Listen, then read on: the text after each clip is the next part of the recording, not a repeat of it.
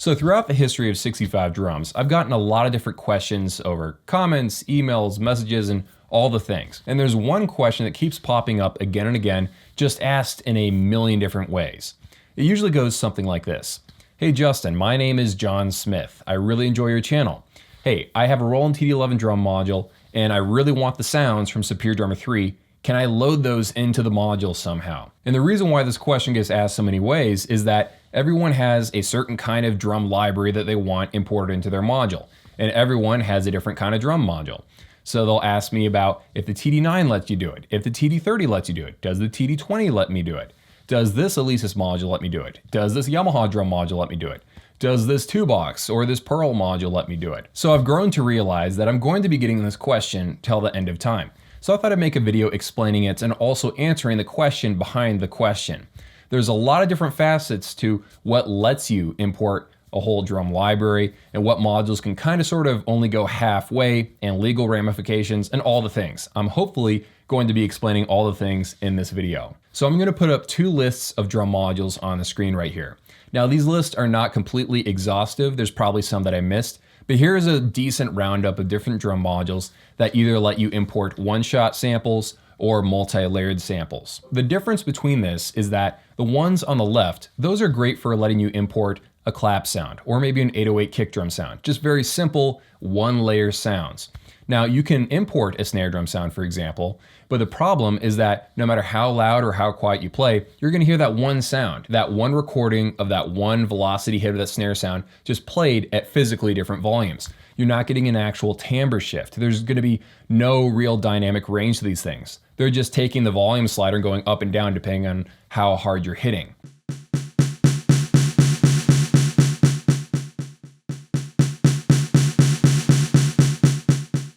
Meanwhile, the drum modules on the right will let you import, like, I don't know, 10 or 20 layers of a snare drum sound.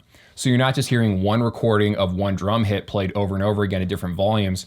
You're physically hearing different samples depending on how hard you're hitting. Now, it's not like a really easy process to get this done. You will have to watch a tutorial or two online. Siren Drums has a channel where he's explained on how to import samples into the Alesis Strike. Really good tutorials over there. So watch those if you want to learn how to do this sort of thing. But regardless, that very tiny list of drum modules over on the right, those are the ones that you're going to have to use if you want to be able to play really dynamically and actually have something that is playable and usable using an entire drum software library imported into a drum module. Now there's a couple of key things I need to mention here. The first disclaimer is the fact that there are file limits to some of these drum modules.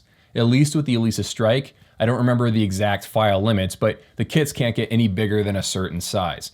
So maybe you can't import quite as many things as you would like, but you can still get the job done and really get something that sounds freaking amazing. But there are sometimes file limits depending on what module you go with. So just know that going in. Watch the tutorial and they'll go into all the different details. The second caveat that I want to make is the fact that there are legal ramifications behind doing stuff like this. Every drum software is recorded and a lot of people worked on making those samples. And there's a lot of lawyers that wrote up that user agreement that you clicked, I agree, without actually reading it. And apparently some drum software packages, some VSTs, whatever you want to call them, they don't actually let you rip the samples from the software and then move them to other places. You know how you're technically not allowed to burn DVDs of movies that you have?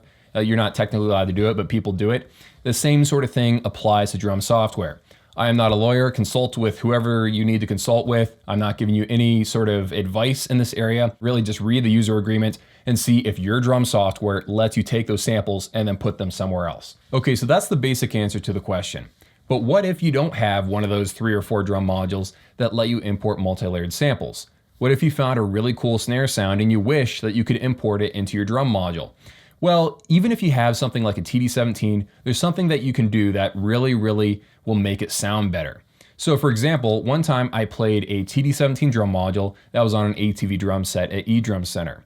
And it was the Drum Tech Edition TD17, meaning that they basically tweaked some of the sounds to make it sound a little bit better, and they imported a few snare samples that they recorded at their studio. Inside of the TD17, you can choose an A layer of sound and a B layer. You can decide if they both just sound off at the same time when you play, or you can make it where layer A will play when you play soft, and then B will kick in and take over when you're playing really loud. Well, inside of this version of the TD-17 with the drum tech samples inside of it, they basically recorded themselves hitting one of their drums, and then they layered that with some of the internal sounds. So it's like this halfway point. You're not just forced to stick with the regular internal sounds of the drum module, but it's not quite as good as having something like an Alesis Strike module where you can have tons of different layers and variations of, real sample sounds. So it's kind of like an in-between point. That sample, kicks in when you play really hard or whatever, and it does breathe life into that drum module and made the TD-17 sound better than it really should have. So that's kind of like a cool halfway point, a cool trick that you can use. Or if you're into more of a pop sound, you can actually take electronic-y snare sounds or electronic-y kick drum sounds and layer those in as well. I know that kick drums can sound a little bit weak sometimes, regular acoustic kick drum sounds. And if you found like an 808 kick or whatever, a dubstep kick, whatever kind of electronic-y kick drum sound that you want, you could actually use that as layer B and then put it at like whatever, 50% volume, 20% volume. So add some sort of like depth to your kick drum sound without taking over the tonal characteristics of the sound. It's, kind of just sitting there underneath everything and giving everything a little bit of life.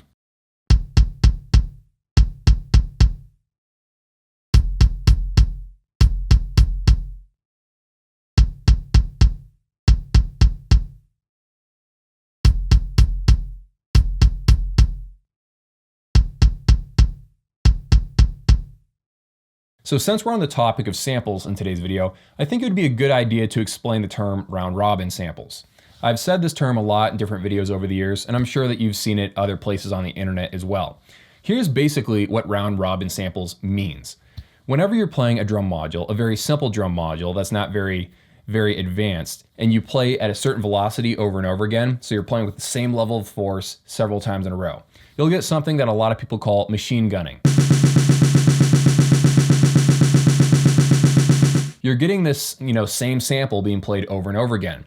It doesn't matter how many layers you have. You could have 120 different layers of snare drum hits, but if you play at the same velocity, you're not triggering different samples from that 120 list. You're just triggering that same sample over and over and over again. So what some drum modules do that are very advanced, and most advanced drum software does this as well, is they'll actually have 3 versions or maybe more versions of every single velocity hit. So let me give you an example. Let's say out of 127 levels of velocity, you're playing at a force of 100 on that scale. Well, if you're actually playing a drum module that does round robin, there's actually going to be 3 or 4 different versions of that exact sound. So these are physically different recordings. And as you're playing, it's actually flipping back and forth between A, B, and C, A, B, and C. And I think it does it randomly. Now, of course, this is a best case scenario. You want to have lots of different versions of the exact same sort of sound, the same level velocity hit.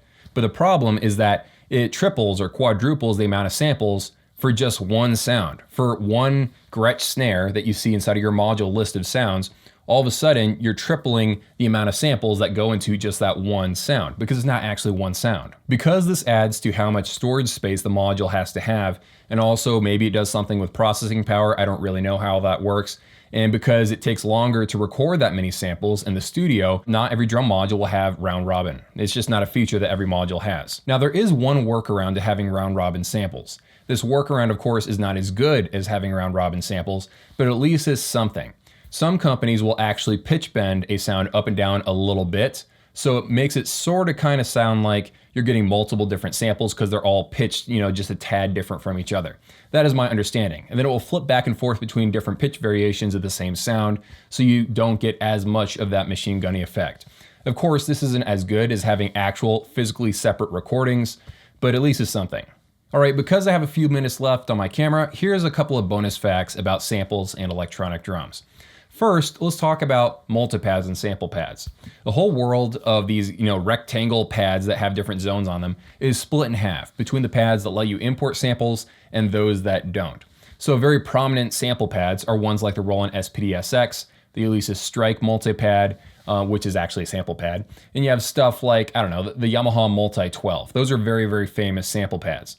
But there's also a world of different multipads that are, just pure multipads. They don't let you import samples at all. And those are like the Roland Octapad, and one's made by Nord, and one's made by the cheaper ones made by Cat Percussion, those actually don't let you import samples. But thankfully, all of them have MIDI connections, either over USB or MIDI in and out 5-pin ports. So you can trigger samples, but you just have to have like an external rack unit or a laptop and trigger the sounds from there instead. Another interesting thing that I find, which doesn't really relate to anything in the video, is the fact that there are some electronic drum purists who rank different drum modules in their head based on how high quality those samples are. Not just like how many sample layers there are, but like actually the bit rate of the sound, you know, all stuff like that. Like what location, what kind of studio were they recorded in. Not all samples are actually created equal, and that's why some drum modules sound awesome and others sound like crap. Another differentiator is the fact that some drum libraries were actually designed from the ground up for electronic drum modules in mind. Another random fact about samples is the fact that cymbals are way more of a pain in the butt for the people that actually work on drum modules than stuff like a kick drum, for example. Because a kick drum does not ring out for very long, but a ride cymbal will just go and go and go. And because of that, it actually takes up a whole lot more storage space. Okay, so that's it for the video. Hope you guys enjoyed. Of course, if I missed anything or if I got anything wrong, let me know down in the comments below. Hope you guys enjoyed and learned a few things. Have an amazing day, and I'll see you all in a few.